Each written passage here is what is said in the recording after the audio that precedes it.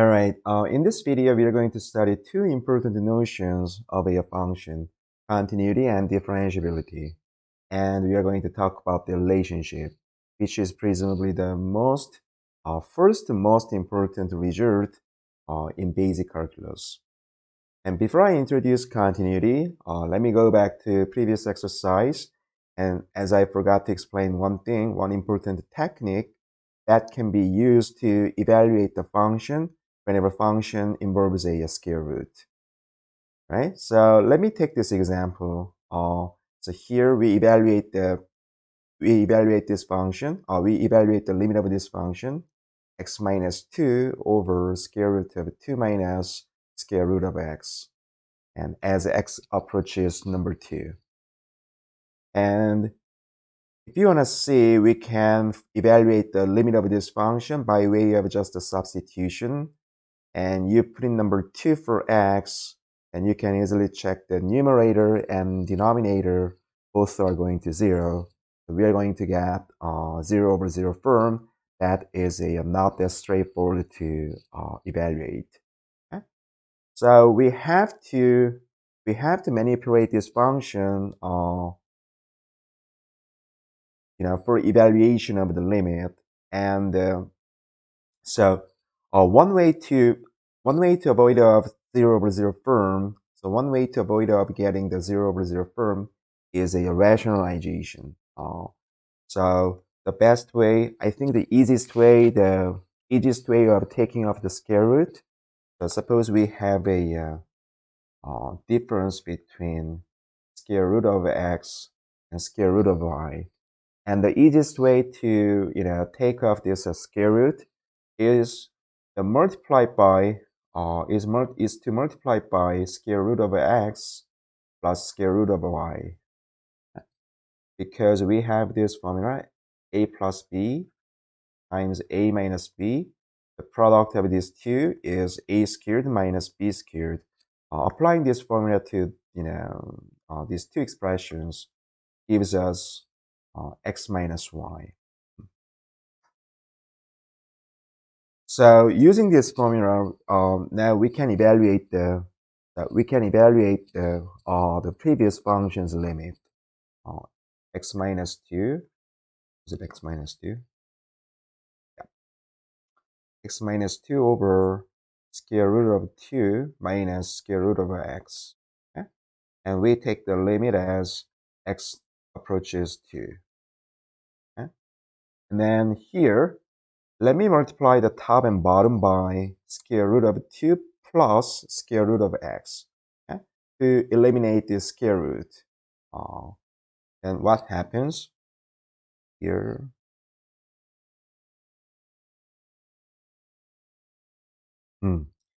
Because I multiply by the same quantity to the top and bottom, this is always equal to 1 no matter what x. It does not influence the value of the limit value. So, but what happens now? I can manipulate the denominator, and this is the so-called process of rationalization. Rationalization. Yeah. So eliminating that square root, and after multiplication, I will get 2 minus x on the bottom, and on the top, x minus 2 times the square root of 2 plus square root of x. Okay, and then I can cancel off these 2x minus 2 from the top and bottom. Then I would obtain negative 1 square root of 2 plus square root of x on the top, and on the bottom that is just 1. Because once again, we let x approach 2.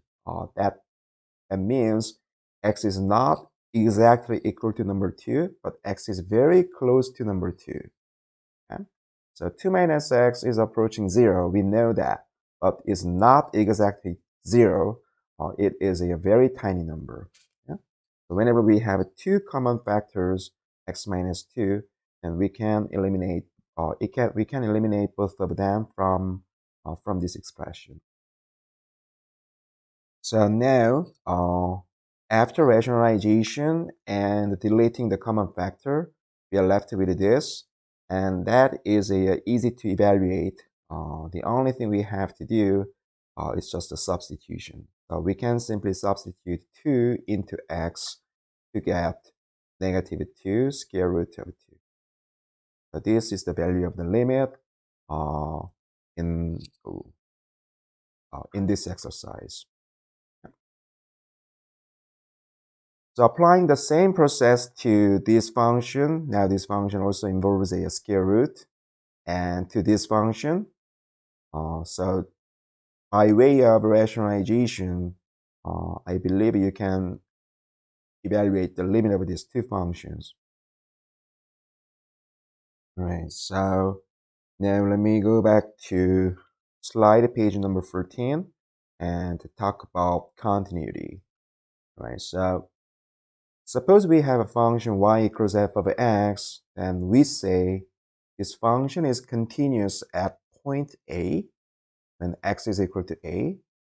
If the limit of this function when x approaches A exists, so the normal limit exists, the two one-sided limit take a finite value exists, and the two one-sided limits agree, so equal to each other.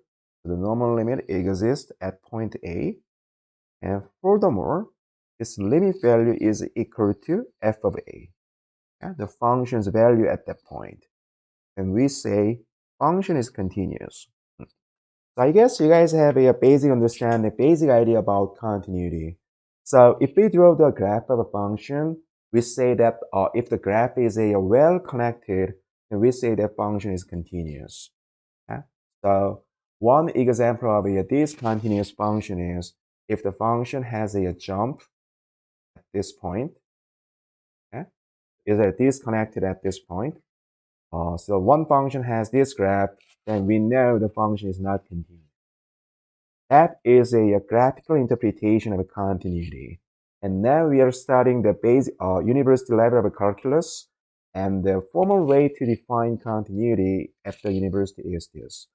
Okay, now using the notion of limit, we say a function is continuous at one point if the limit exists and the function is well defined at the point, and these two values coincide. Okay? And if a function is continuous at every point x on the interval between a and b, then we simply say function is continuous over that interval.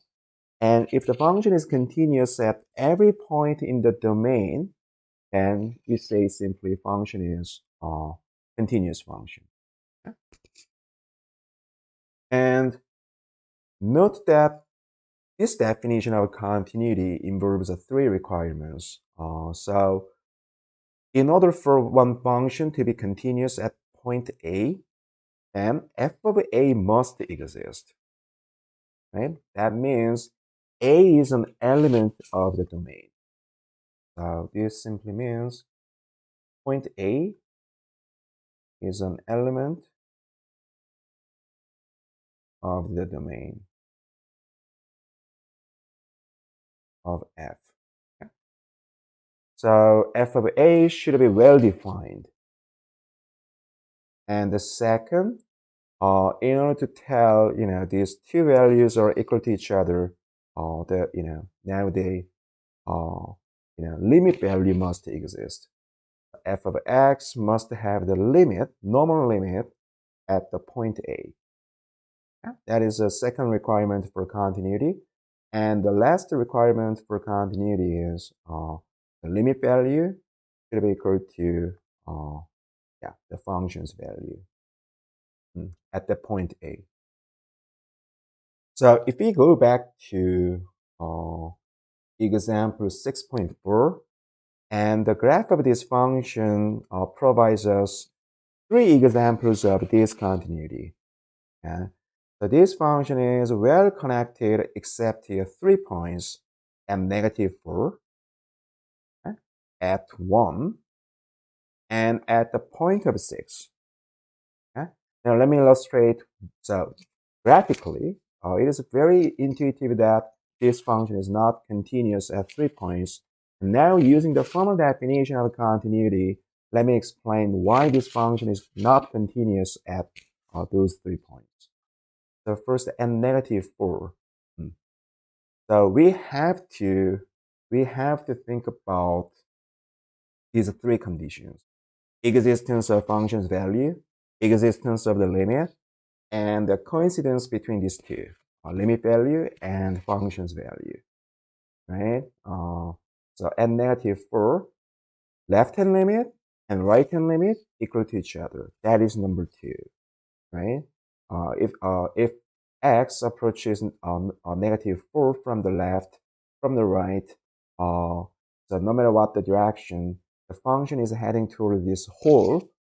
So whose a y coordinate is given by 2, so we can see that functions, the limit of the function at -4 exists. Okay? But -4 is not an element of the domain of this function. At -4, we have an empty circle or hole, meaning that this function is not defined at -4. It violates the first condition of continuity. F of a must exist. Okay, so let me. This is important, so let me write down here. For that function f of x, f of x is not continuous at -4 because f of -4 is undefined. Okay? And the second discontinuous point. So we have a jump at 1. Okay? Function was following this graph when x is increasing to number 1, but at number 1 it abruptly jumps down to -2. So we can see that the left-hand limit at 1 is a 4, but the right-hand limit at 1 is -2. When x approaches 1 from the left, and the function's graph is heading toward this point, so it is approaching 4. But when x approaches 1 from the right, and the function is following this portion, and it is heading toward this hole whose y coordinate is -2, so the function's right-hand limit is -2. The left-hand limit and right-hand limit do not agree, so the limit of this function at point 1 does not exist. So f of x is not continuous at 1 because limit of f of x at the point does not exist.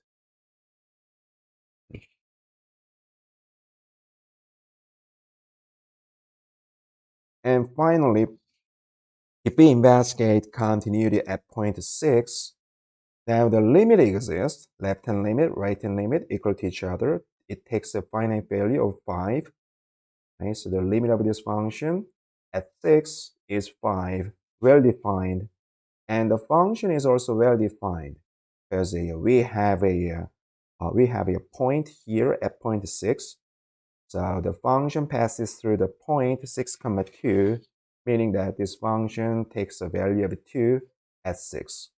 Okay?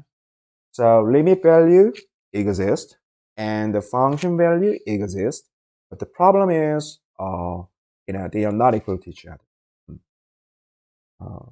Lastly, f of x is not continuous at point 6 because limit of f of x as x approaches 6 is not equal to this guy is 5, but function's value at point 6 is 2. So we can see that some, disconnectedness at point 6 because function value does not coincide with the limit value. All right, great. Remember those are 3 requirements for continuity, which is very important. And now using the limit properties, there is an easy way to check continuity of several functions, because we can say whenever 2 functions are continuous, and by the limit properties, it is immediate that the sum of these 2 functions and difference between the 2 functions and their product, all of them are continuous, because going back to limit properties, and we know f of x and g of x, so the limit of these 2 functions exist at point A, and we know the limit of the sum, limit of the difference are well defined, because limit of f of x exists and limit of g of x exists. So we can find their sum or their difference, meaning that the sum and difference also have the limit, and the product also has the limit. So whenever function is a continuous, so we know f of x is well defined at every point, g of x well defined at every point, and f of x has the limit every point, g of x has the limit everywhere. So then their sum, difference, product are well defined and everywhere, and they have the limit everywhere. So there is no problem with the continuity. It is immediate from this fact. It is immediate from limit properties that that their difference, their sum, and their product are all continuous. And one immediate consequence is this polynomial can be thought of as the sum of several functions. The sum of several continuous functions, a naught, constant function, continuous, a sub 1 times x, linear function, continuous, and a sub n to the power, or a sub n, x to the power n, continuous. Okay? So polynomial is nothing but just the sum of several continuous functions, but by this property. If 2 functions continuous, their sum is continuous. So from this property, we can immediately deduce that polynomial is continuous everywhere. All right, and for rational function, we have f of x and g of x, and f of x divided by g of x is continuous everywhere, as long as 2 functions are continuous. But whenever we encounter rational function, we have to check the denominator, whether denominator is equal to 0 or not. Because when g of x is equal to 0, this function is not defined. So it violates the first condition of continuity, so except the points where g of x is equal to 0. So using this bullet point, we can easily determine where the following functions are continuous. And so we have 3 types of rational functions, and g of v is a rational function, a ratio of 2 polynomials. So the numerator 4v squared function, continuous, and the denominator also squared function, so continuous, right? But if we take a look at the denominator, v squared plus 1, because v squared is a non-negative number, no matter what v, so we can make sure v squared plus 1 is always bigger than 1. V squared plus 1, always bigger than 1, larger than or equal to 0 for every v, meaning that there is no chance denominator is equal to 0. And so this function, the rational function, is continuous everywhere except the points where g of x is equal to 0, but there's no chance we have a 0 denominator. So g of v is continuous everywhere. Now the second rational function, once again, is a rational function, ratio of a polynomial. and the numerator is a polynomial continuous. The denominator is also polynomial continuous. But there is a chance that denominator is equal to 0 because now we set t squared minus 4 denominator equal to 0, and we can find two separate points plus minus 2. So when t equals either 2 or negative 2, we can easily see that denominator is equal to 0. And at that point, the function is not defined, so it violates the first condition of continuity. So this function is continuous everywhere except these 2 points. And finally, f of x is given by this. Once again, the only thing we have to do for continuity, so we set the denominator equal to 0, and this expression is factorable. So I can factor out x minus 5 and left with x plus 3 equal to 0. So when x is equal to negative 3 or 5, we can see that denominator is equal to 0. Okay? So we have to rule out these 2 points from the scope of continuity. So f of x is going to be continuous except for these 2 points. Right? So it's not that difficult, I guess. Now let me go to intermediate value theorem, which is a important practical consequence of continuity. So when f of x is continuous on the interval between a and b, yeah, so function f of x is defined everywhere, but we just take a look at this portion. Yeah? So over the interval a and b, function is continuous. Okay? So there is a no hole and there is a no jump. Okay? The function's graph is well connected, right? And then we choose one point w. So w is a one number between f of a and f of b. Okay? So we randomly choose one point w between f of a and f of b. Okay? Then, the theorem states that is a very intuitive but important result. There exists a number c between a and b. Yeah? Now the a is the left-hand point of the domain of the interval, and the b is the right-hand point of the interval in the domain. So here on the x-axis, we can find some number c between a and b such that the function has the value of w at this point, at point c. So to summarize, there exists a number c between a and b such that not f of x but f of c. So f of c is equal to w. So the function takes that intermediate value at some point. That is the statement of intermediate value theorem. So why this theorem is useful? Because with this theorem, we can easily examine whether continuous function has a root or not. And the basic idea is captured by this graph. If we have a function, we don't know the graph of this function. But if we take a look at the portion of this function defined over this interval, we have the left-hand point and right-hand point. If this function takes a negative value at the left-hand at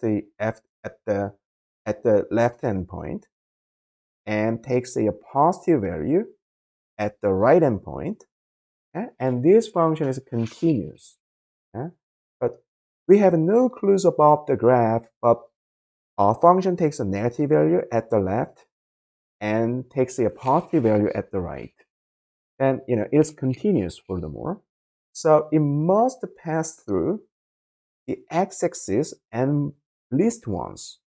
So we can make sure there exists at least one root over the interval between these two endpoints. So it may pass through the x-axis 3 times like this, or 5 times, or any odd number times, this function may pass through the x-axis. So we have no idea about the how many solutions exist over that interval, but we can make sure and list one fact. This function will pass through the x-axis at least once. Okay? So there exists at least one solution to the equation f of x is equal to 0. That is the root of this equation. So this equation has at least one root between these 2 points.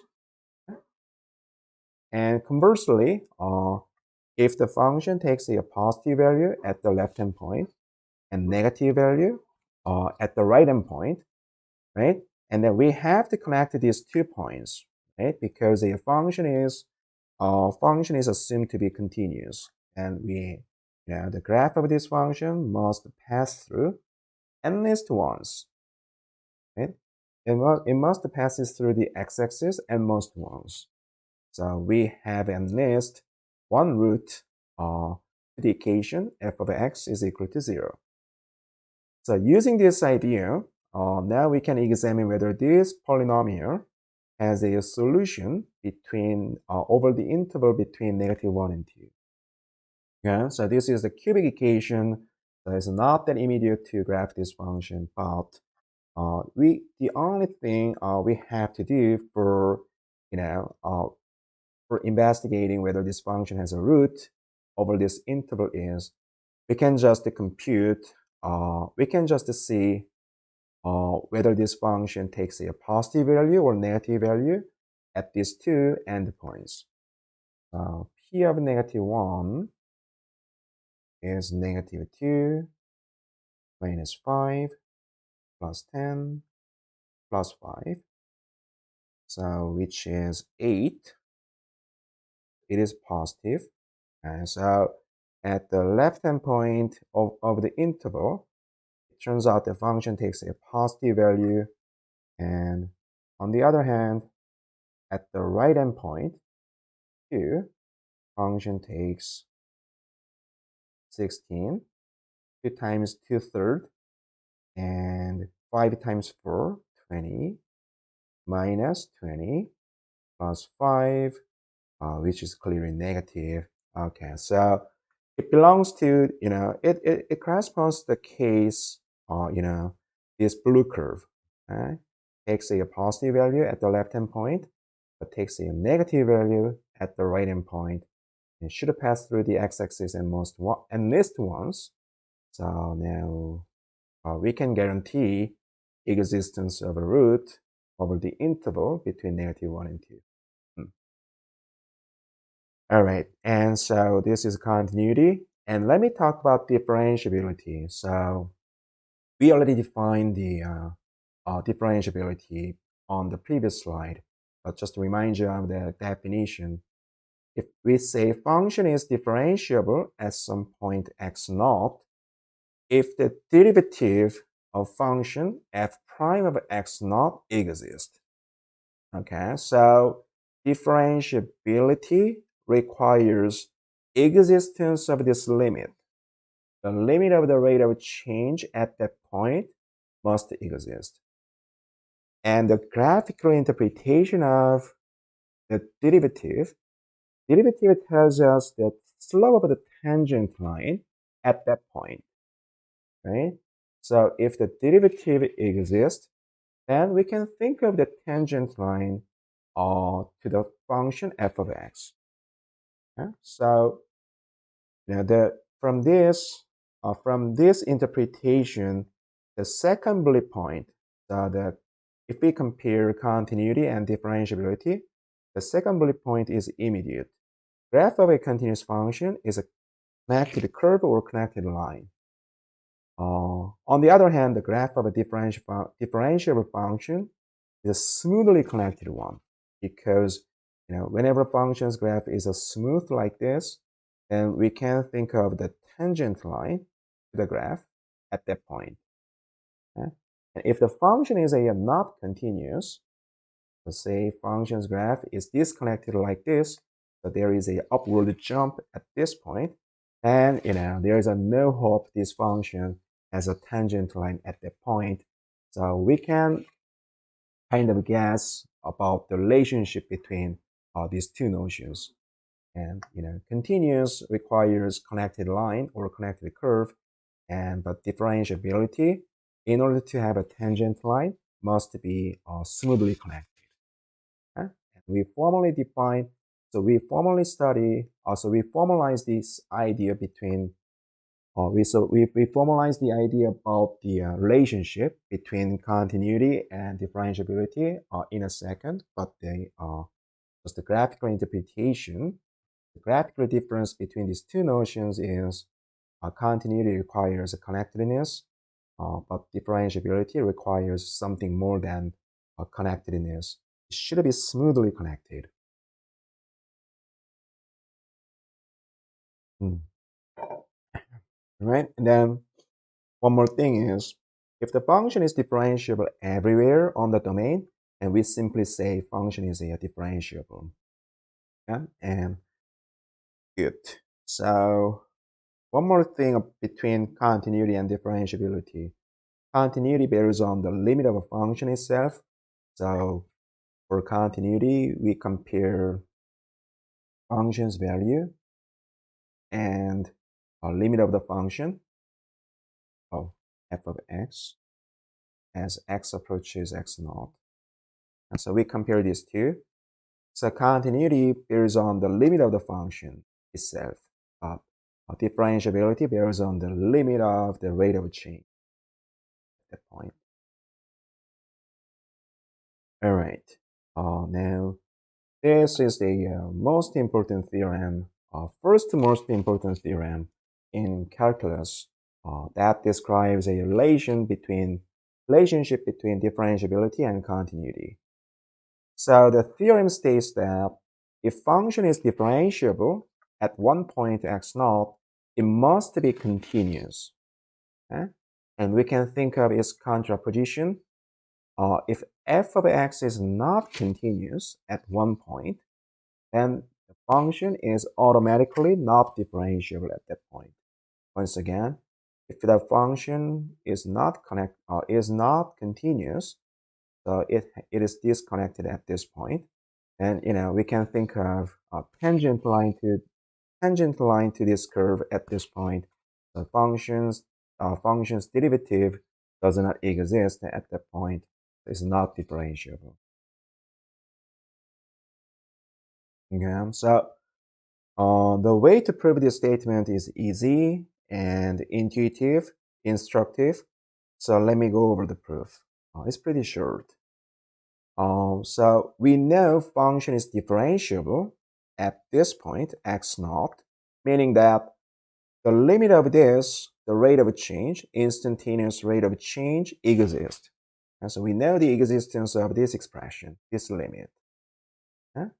And now for continuity, we have to check these two must exist. So we have to check whether these two exist and they are equal to each other. So we have to show that if this, so this is another way, another expression of the rate of change, instantaneous of the rate of change. So the formal definition is right here in terms of h.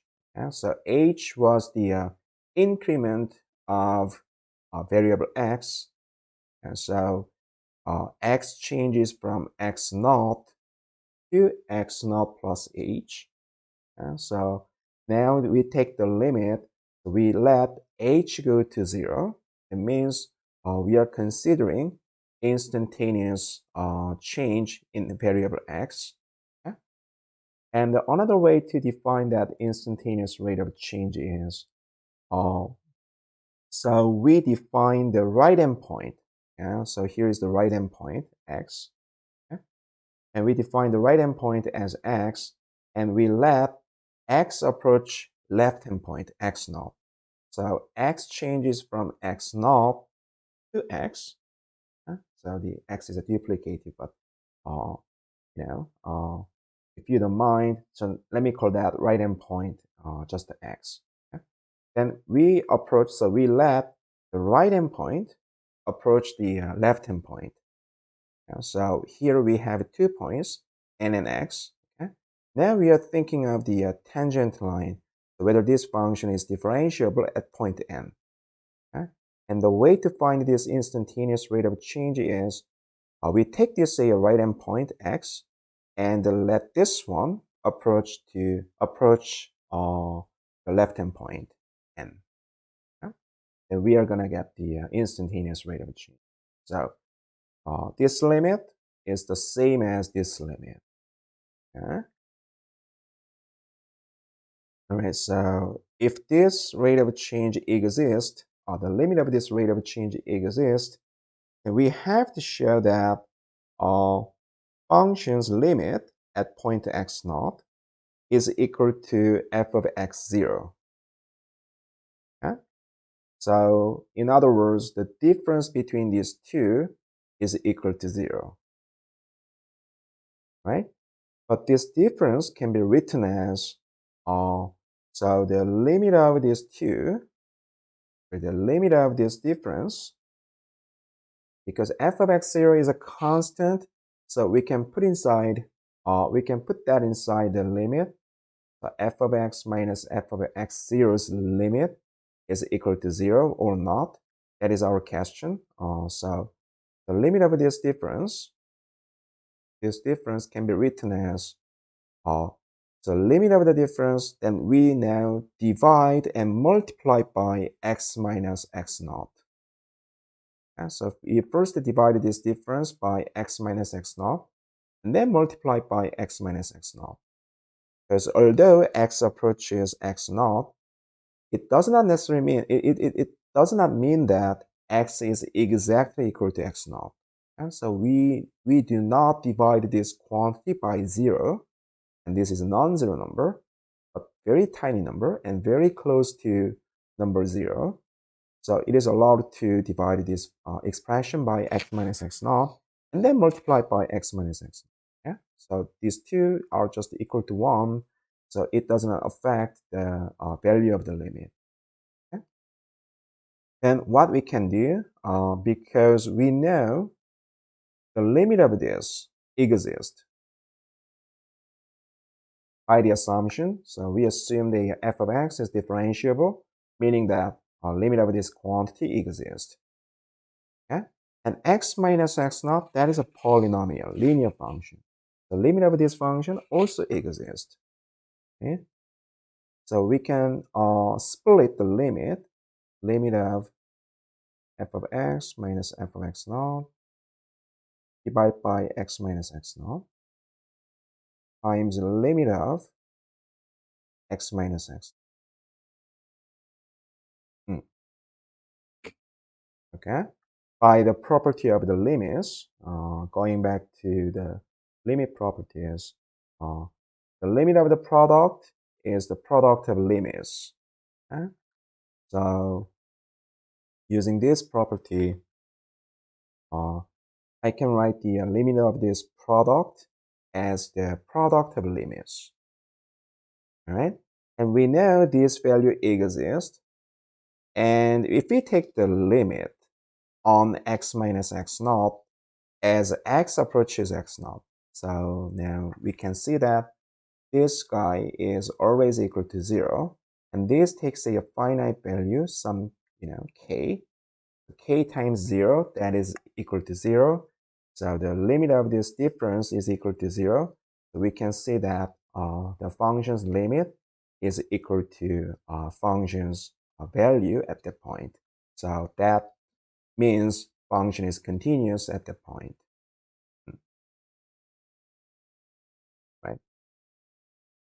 But the converse of a theorem is not true, meaning that converse of this statement. So if f of x is continuous at one point, is function differentiable at that point? The answer is no. So even though function is continuous, it might be the case function is not differentiable at that point. Okay? So in other words, continuity is a necessary condition for differentiability. if a function is a differentiable, we must have a continuity. But continuity is not a sufficient condition for differentiability. All right? And here is a one counter example. So this function, absolute value of x minus 2 plus 1, is continuous. Here is the graph of the absolute function. So now let me mention a little bit about the absolute value. So you guys know, I think you guys have seen the absolute value notation.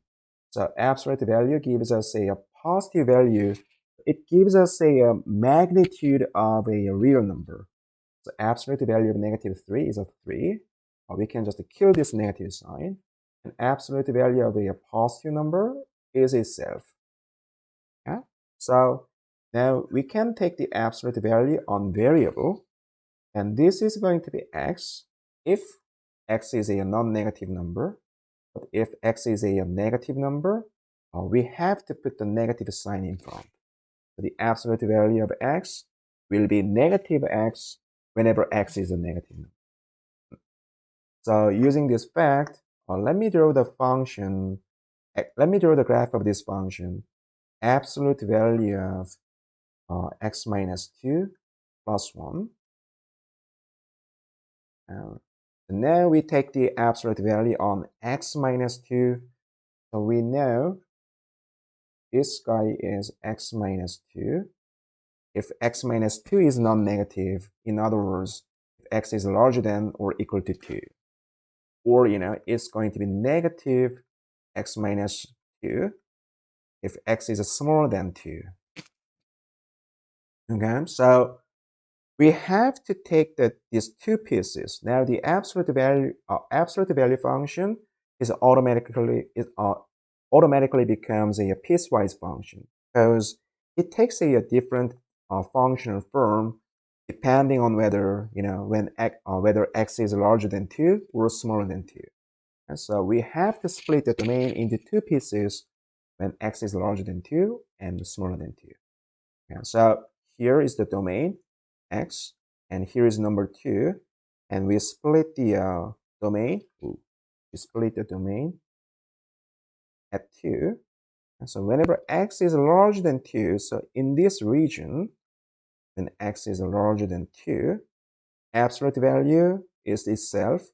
So the function's equation is going to be x minus 2 plus 1. So x minus 1. Whenever x is larger than 2. But if x is smaller than 2, now the absolute value is going to be negative. So minus x plus 2 plus 1 amounts to negative x plus 3. So the equation of the function will be different depending on the region.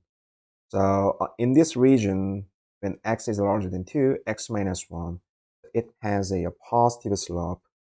So at 2, our function's value is a 1. So we have this, x minus 1, some portion of x minus 1. But when x is smaller than 2, then we have a negative slope.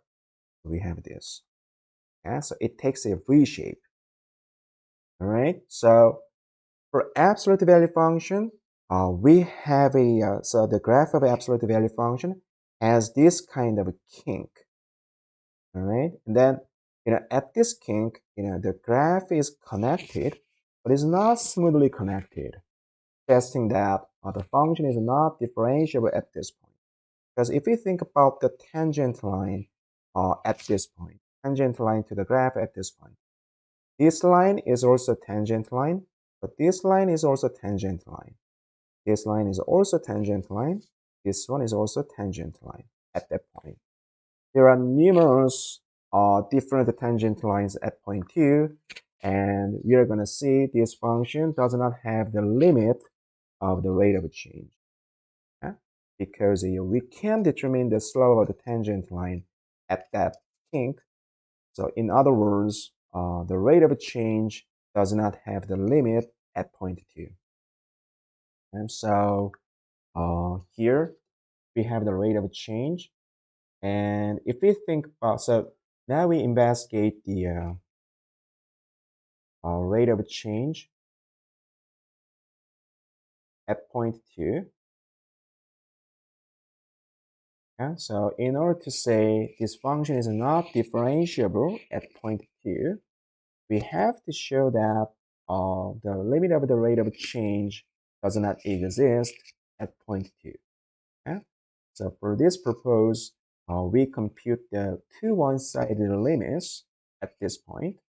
So when x approaches 2 from the left, and when x approaches 2 from the right. Okay? So if we compute the left-hand limit, so now x approaches 2 from the left, this way. So this belongs to the case where x is smaller than 2, because now x is increasing to 2, right? So remaining smaller than number 2, meaning that function is going to take, say, a dispersion. And so when we evaluate f of x in this region for the left-hand limit, x is approaching 2 from the left, and f of x is going to be negative x plus 3,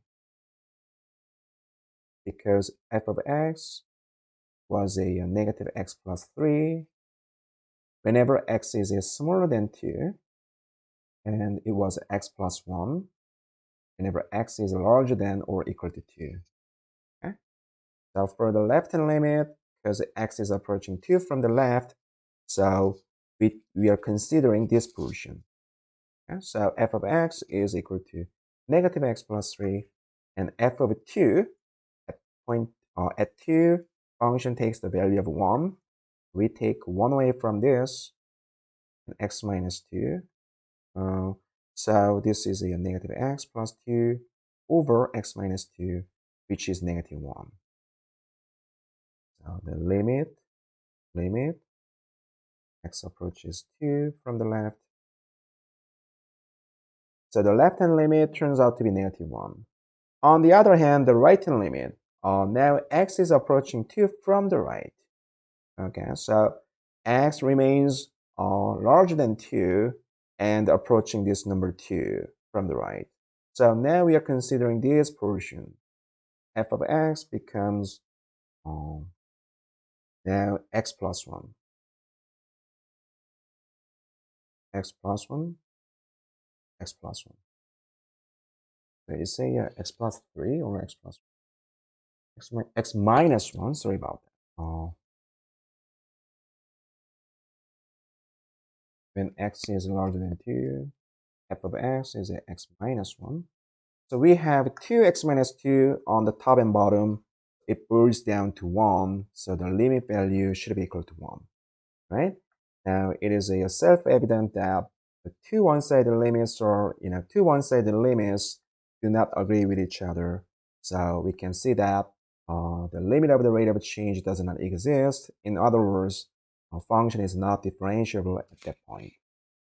All right, cool. So let me summarize chapter 6. Here in this chapter, I introduced the comparative static analysis, and we began by defining rate of change and the derivative, two mathematical tools necessary for doing comparative static analysis. And I introduced the concept of limits and interpretation, and how to evaluate limits using limit properties.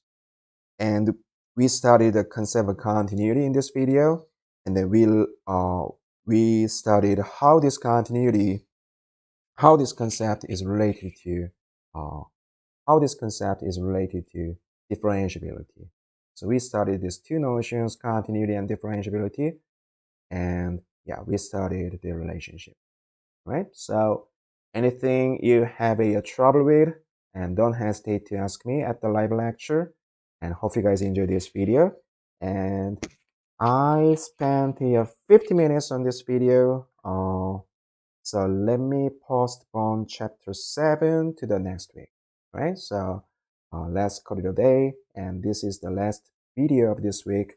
And hope you guys had a great week and see you guys on Friday.